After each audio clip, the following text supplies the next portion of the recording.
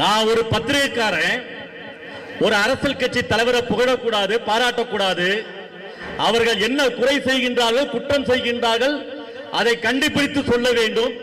அதுதான் என்னுடைய வேலை, அதுதான் என்னுடைய கடமை. ஆனால் எந்த குற்றத்திற்கும் குறைக்கும் வாய்ப்பளிக்காமல் இந்த சமுதாய மக்களுக்காக அயராத உழைத்துக் கொண்டிருக்கும் தொல் திருமாவளவனை பார்க்கும் போது எனக்குள் ஒரு காதல் ஏற்படுகின்றது, ஒரு நட்பு ஏற்படுகின்றது, ஒரு இணக்கம் ஏற்படுகின்றது. வெளியே இருக்கக்கூடிய எனக்கே ஒரு இணக்கம் ஏற்படுதுன்னா உங்களுக்கு எப்படி இருக்கும் யோசிச்சு பாருங்க. நான் தொல் திருமாவளவன் அவர்களை முதல்ல பார்த்ததில்லை. அவர் ஒரு அரசியல்வாதியா தான் பார்த்தேன். ஆனால் அவர் எப்போது மதித்தேன் என்றால் அவருடைய கட்சி தொண்டர்கள், அந்த சிறுத்தைகள் தான் என்னை திருமாவளவன் அவர்களை அடையாளப்படுத்தினார்கள்.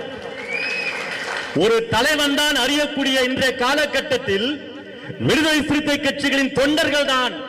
அவர்களுடைய ஒழுக்கமும் அவருடைய வழக்கமும் அவருடைய பழக்கங்களும் என்னை ஈர்த்தது.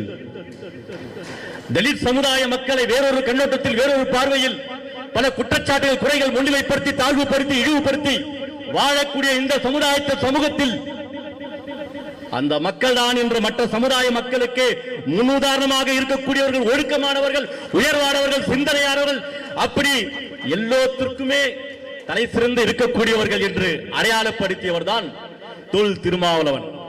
அந்த தொல் திருமாவளவனுடைய முகவரியை கொடுத்தவர்கள் தான் நீங்கள் சிறுத்தைகள்.